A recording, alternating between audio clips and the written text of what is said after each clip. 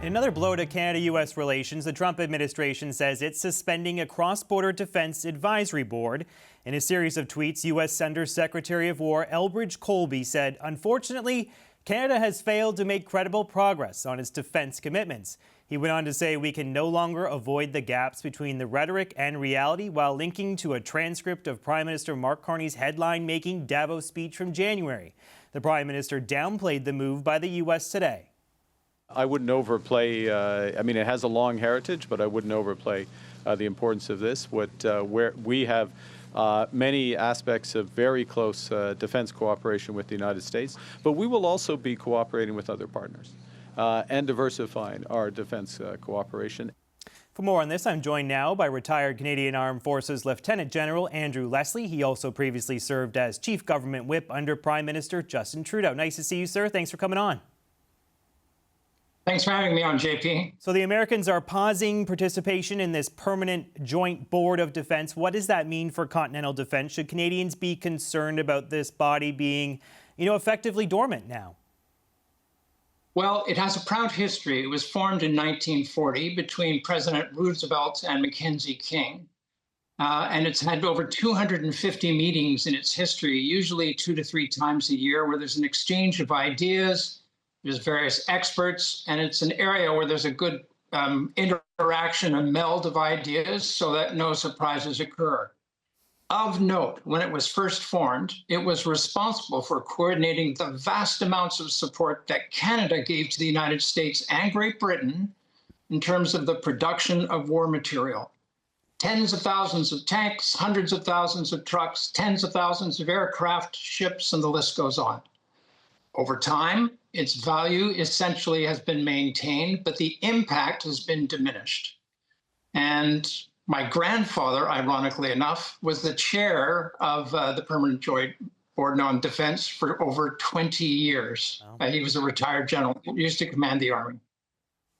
So you heard the Prime Minister there, to your point. He says he doesn't want to overstate the importance of this pullout by the U.S., sort of maybe downplaying it as it was something that was significant in the past that hasn't met recently. Like he's saying, don't get too worked up about the Americans pulling out.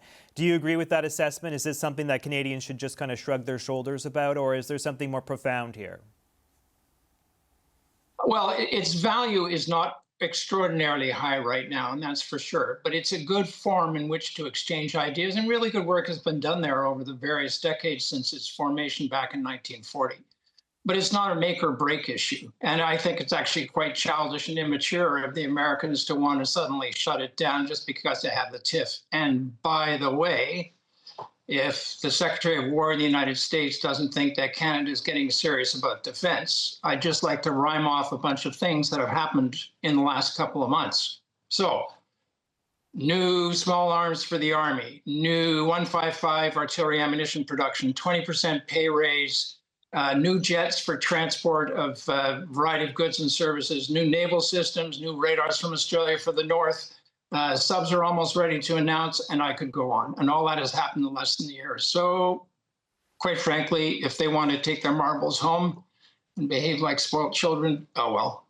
Yeah, I mean, that's what I was going to ask you. They're citing Canada's supposedly lackluster military spending, but I mean, I know we were a laggard in the past. We can kind of all agree on that. But there has been a sea change, right? You've just listed off so many things that have been announced. I mean, he is turbocharging spending, recruitment, procurement. The Prime Minister is kind of on this issue, right? You can criticize him for maybe some other things, but when it comes to military spending, he's already gotten us to 2. He said today we're actually at 2.1%. Do you think then there's obviously something else motivating this decision to pull back from the board? It can't be military spending alone. I agree with you entirely. Of note, in the last 10 years, not much happened. As a matter of fact, Prime Minister Carney's done 10 times as much as the previous team. So I don't think the Americans have too much to scrounge on about. It's interesting that the Secretary of War of the United States did mention the Prime Minister's speech in Davos. I don't know why he feels that his tail feathers are singed, because I don't think the United States or the Secretary of War was mentioned by name. So, I don't know what his complaint is. Yeah, I was going to ask you, he links to the text of that speech from Davos. I guess that's not so subliminal messaging that maybe, as you say, feathers were ruffled a bit in Washington. Do you think that maybe this is their way of poking the Prime Minister, of saying, hey, you're going to come after the Americans with some of your rhetoric. Maybe you're going to pay the price by us pulling out of the board? Is that how you interpret him deliberately linking to that provocative Davos speech? It is a bit childish, more than a bit. But you know what? The relationship will survive. Eventually, there will be changes.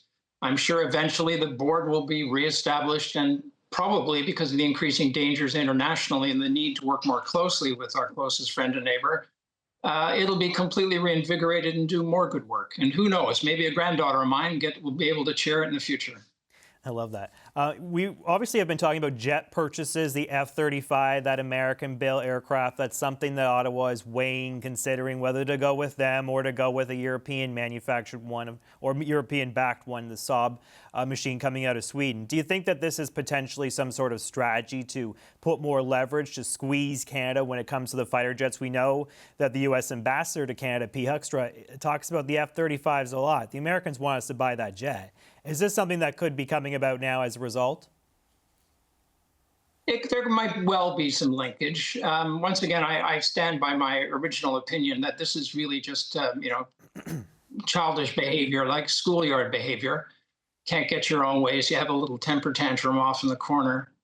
The bigger issues are at play, for sure. But not only has Canada upped its defense game by $9 billion additional last year, but we're going to do more so this year and even more the year after that. And there's quite a lot of American purchases on that list of things that I rhymed off, not the least of which is the rocket launchers and some of the sophisticated radar systems and the command and control architecture on the warships. So, the Americans have a lot of money to make off of us. And we may not be as enthusiastic as shopping down there as we have been in the past if they continue essentially poor behavior. The last time we spoke, you told us that Canada should really stay far away from the U.S. offensive campaign against Iran. You were raising the possibility that Americans really may not be able to be as trusted as they once were at this juncture with Trump at the helm. If we're involved in that combat, we're not sure if they're going to back us up, was the message you relayed to us, if I remember correctly.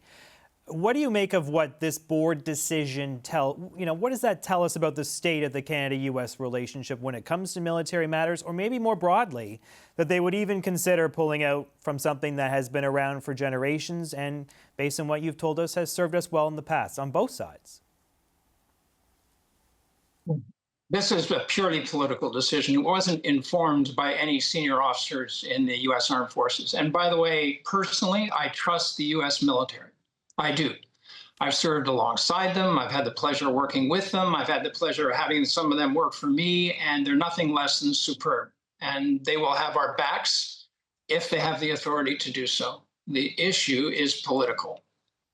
And it's a question of, do we trust the elected officials at the most senior levels of the U.S. government to have Canada's back? And if you see such picayune behavior as getting too worried about the Permanent Joint Board and Defense, you've got to start questioning what else is perhaps under the table. But time will tell. This is coming to a head relatively quickly. All right, let's leave it there. Nice to see you as always, sir. Lieutenant General Andrew Lessey, appreciate you sharing your thoughts. Anytime.